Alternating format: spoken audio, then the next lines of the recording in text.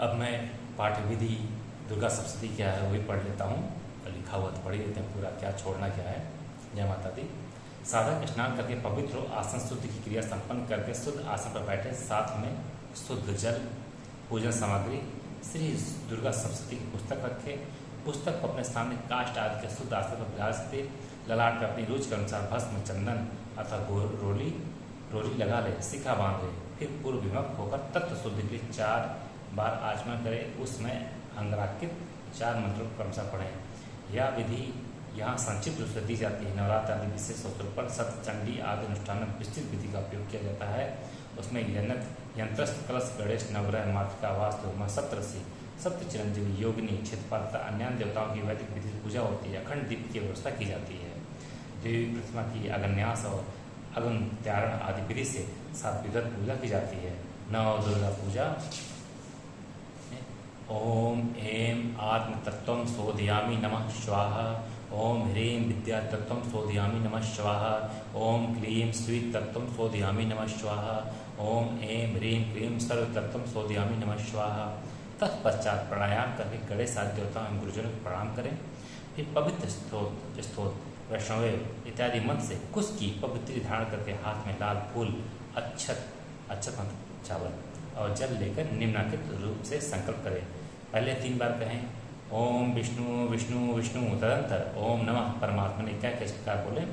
श्री पुराण पुरुषोत्तम श्री विष्णु की आज्ञा से आज प्रवर्तमान श्री ब्रह्मा के द्वितीय प्रात में श्री श्वेतवाराह कल्प में वैवस्त्र मनवंतर के 28वें कलयुग के प्रथम चरण जम्बूद्वीप के अंतर्गत भारतवर्ष के भरत खंड में आर्यवर्त के अंतर्गत ब्रह्मावर्त के पुण्यप्रद एक देश बद्धावतारम में संवत्सर तथा अयन और मांगल्यप्रद मासों में उत्तम महीने का नाम भी लेना, दिन लेना है। इसमें यहाँ पे कौन सा महीना कौन सा दिन है उसे लेने चल रहा, मैं पढ़ते जा रहा हूँ। मास के मतलब महीना चल रहा है, पक्ष के कौन सा पक्ष है, दिन से युक्त तीर्थ में तथा नक्षत्र में, राशि में स्थित सूर्य के और राशि में स्थित चंद्र, भौम, बुध, गुरु, शुक्र एवं शनि के रहने पर शुभ योग में शुभ करण में इस प्रकार के विशेष रूप से विशिष्ट शुभ पुण्य तिथि में समस्त शास्त्रों, श्रुतियों, स्मृतियों एवं पुराणों में कहे गए फल की प्राप्ति अभिलाषा गोत्र, यहाँ पर आपका जो गोत्र है वो आप ले लीजिए। गोत्र में उत्पन्न जैसे कि जो भी आपका हो, शर्मा हो, वर्मा हो, गुप्त हो, आप लगा दीजिए।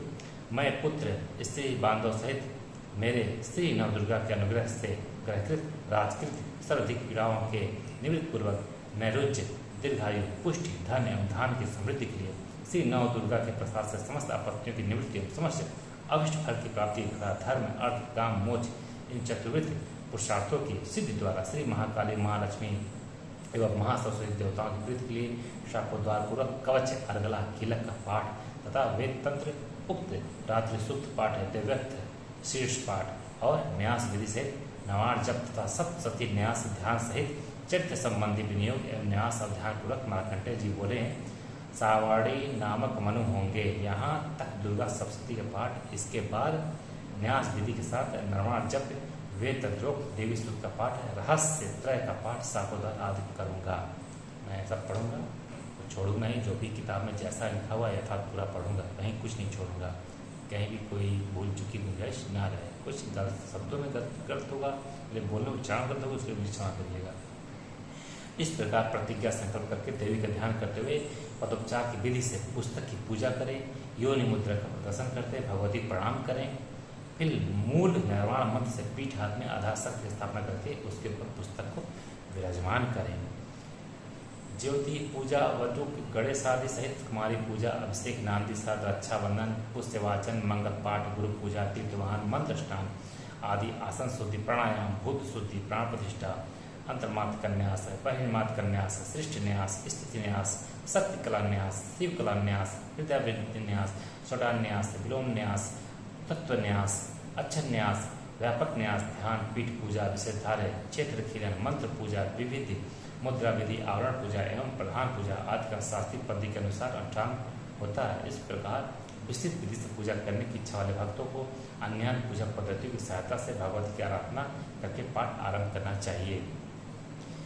देवी के नमस्कार है, महादेवी शिवा को सर्वदा नमस्कार, प्रकृति एवं हृदय प्रणाम है। हम लोग नियम पूर्वक जगदम्बा का नमस्कार करते हैं।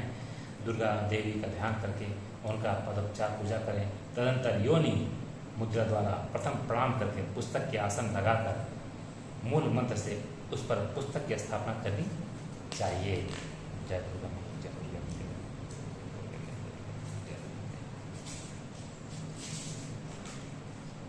इसके बाद शापोद्वार करना चाहिए। इसके अनेक प्रकार हैं। ओम ह्रीं क्लीं श्रीं क्रां क्रीं चंडिका देवे स्थापना सानुग्रह कुरु कुरु स्वाहा। इस मंत्र का आदि और अंत में 7 बार जप करें। आदि और अंत में 7 बार जप करें। यह शापोद्वार मंत्र कहलाता है। इसके अंतर उत्कीलन मंत्र का जप किया जाता है। इसका जप आदि और अंत में 21-21 बार होता है। यह मंत्र इस प्रकार है। ओम श्रीं क्लीं सप्तसती चंडिके उत्कीलन कुरु कुरु स्वाहा। कुछ इसमें विशेष बातें अलग से लिखी गई हुई थी, उसको भी मैं जरूर पढ़ूंगा, कुछ नहीं छोड़ूंगा। सप्तसती सर्वस्व के उपासना क्रम में पहले शापोद्वार करके बाद में संग सहित पाठ करने का निर्णय किया गया है। अतः कवच आदि पाठ के पहले ही शापोद्वार कर लेना चाहिए। जो भी मैं पढ़ाऊँ पहला मंत्र करना चाहिए। कात्यायनी तंत्र में शापोद्वार तथा उत्कीलन का और भी प्रकार बताया गया है।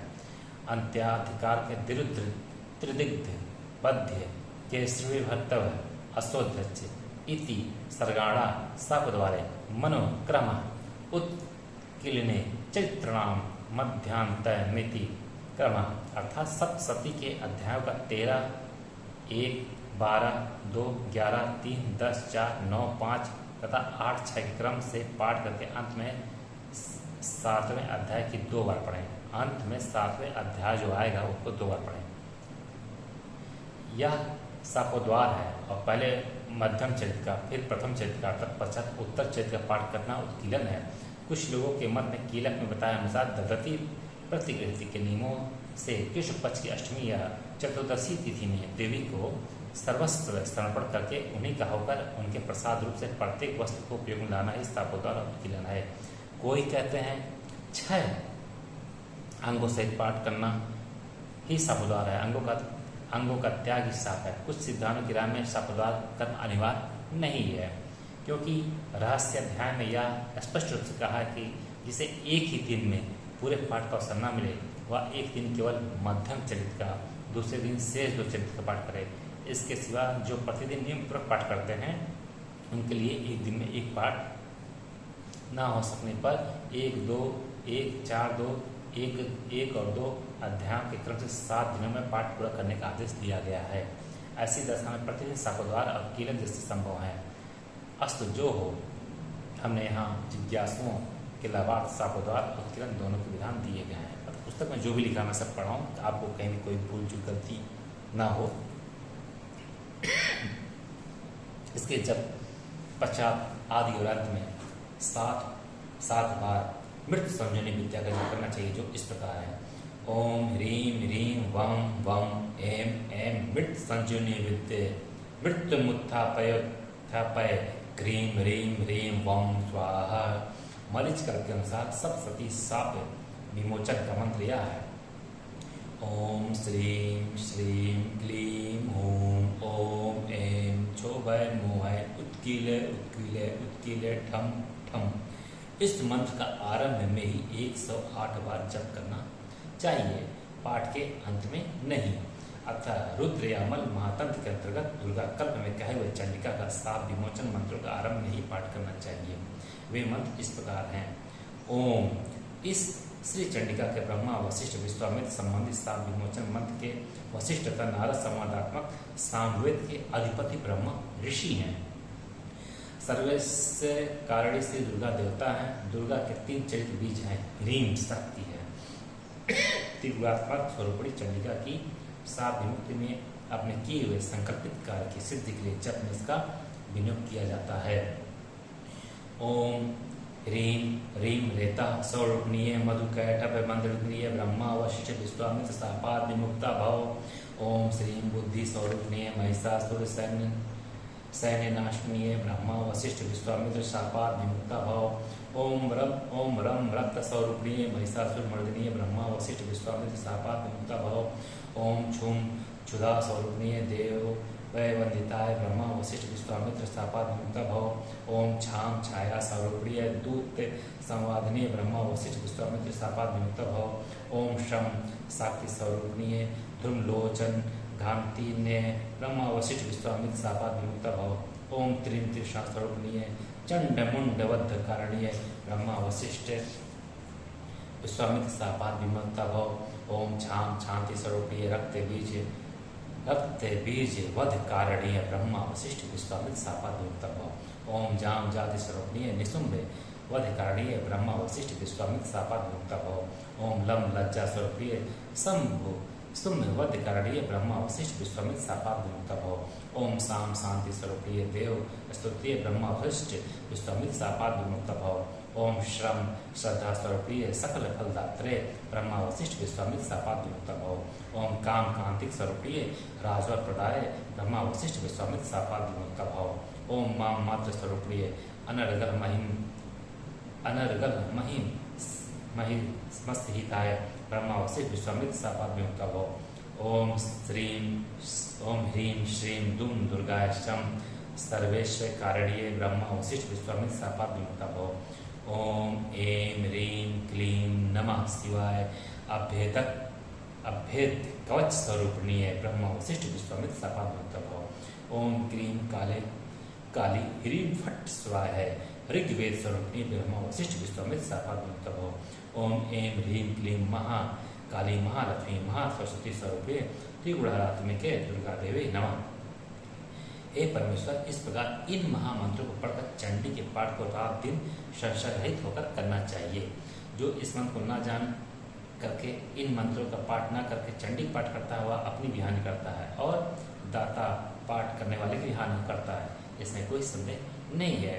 इस प्रकार सापोद्वार करने के अंतर्गत अंतर्माद का बहिर्माद का आदिन्यास करें। फिर श्री देवी का ध्यान करके रहस्य में बताए अनुसार 9 कोष्ठ वाले यंत्र में माँ लक्ष्मी का आदि का पूजन करें। इसके बाद 6 अंगों से दुर्गा सप्तशती का पाठ आरंभ किया जाता है। कवच, अर्गला, कीलक और तीनों रहस्य ये ही सप्तशती के 6 अंग माने गए हैं। इनके क्रम में भी मतभेद है। चिदंबर संहिता में पहले अर्गला फिर कीलक तथा अंत में कवच पढ़ने के उदाहरण है, किंतु योग रत्नावली में पाठ धर्म इससे भिन्न है। उसमें कवच को बीज, अर्गला को शक्ति तथा कीलक को कीलक संज्ञा दी गई है। जिस प्रकार सब मंत्रों में पहले बीज का फिर शक्ति का अंत में कीलक का उच्चारण होता है, उसी प्रकार यहाँ भी पहले कवच रूप बीज का फिर अर्गला रूप शक्ति का था, अंत में कीलक रूप कीलक का क्रम से पाठ होना चाहिए। यहाँ इसी क्रम का अनुसरण किया गया है। जय